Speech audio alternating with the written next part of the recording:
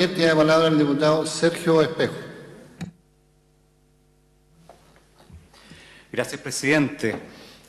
El día de ayer establecimos que la desigualdad obscena que campea en Chile requiere mayor recaudación y que esta mayor recaudación sea obtenida con una distribución equitativa de la carga tributaria, lo que hoy obviamente no ocurre. ¿Cómo recaudamos de manera equitativa?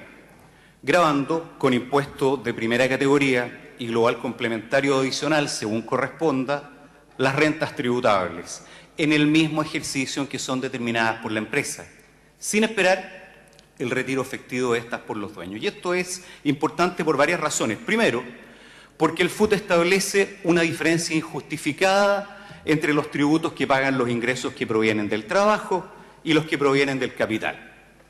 Los ingresos del capital pueden tributar desde un 0% en el caso del 14 bis hasta un 20% en régimen general, cuando las utilidades no son retiradas, como ha dicho nuestro ministro.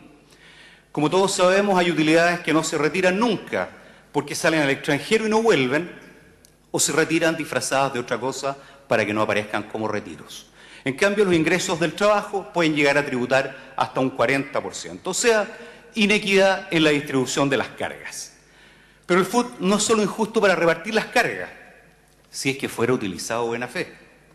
El FUT se ha convertido en el mecanismo de dilución por excelencia, a través del cual las chilenas y los chilenos de mayores ingresos difieren al infinito el pago de impuestos por las utilidades no retiradas.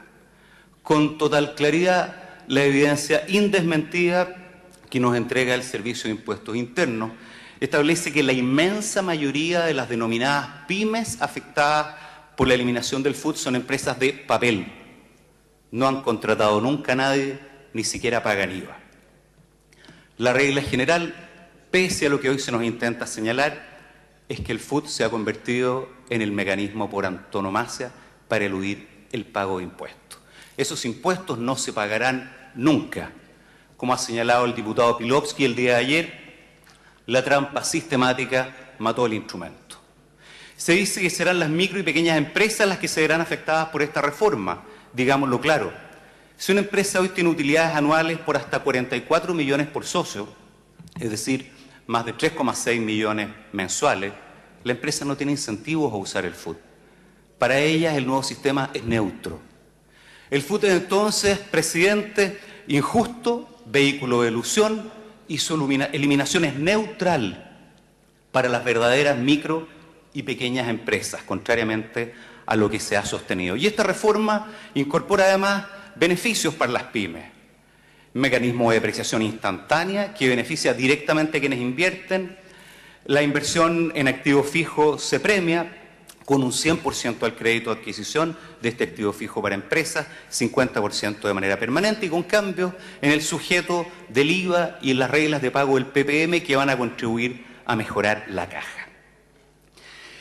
Me parece que debo referirme, pese a la escasez del tiempo, a un punto en el que tengo una diferencia con argumentos planteados no solo por la derecha, sino también por parlamentarios de la nueva mayoría, que la reforma disminuye los impuestos de los más ricos al rebajar la tasa marginal del global complementario desde un 40% a un 35% a partir del año 2017. Es un error conceptual. La reforma tributaria lo que hace, presidente, es aumentar la base tributaria de los contribuyentes de mayores ingresos.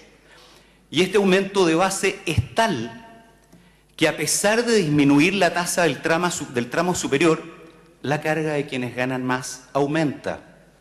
Es lo que acaba de señalar el diputado Tellier.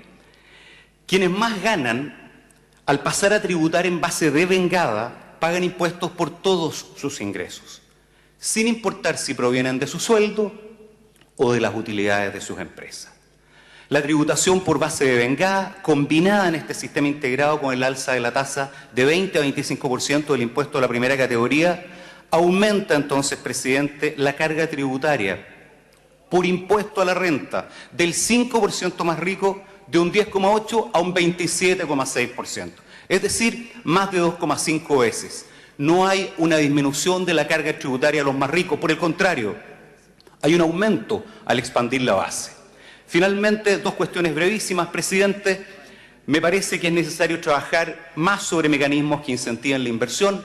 La experiencia comparada en la Comisión Presidencial de Reforma Tributaria de Estados Unidos del año 2005, como la Comisión Mills en Inglaterra, nos proveen antecedentes, y me parece también diputado. que es posible mejorar los flujos para las empresas pymes. Con todo, presidente, yo voto a favor de este artículo.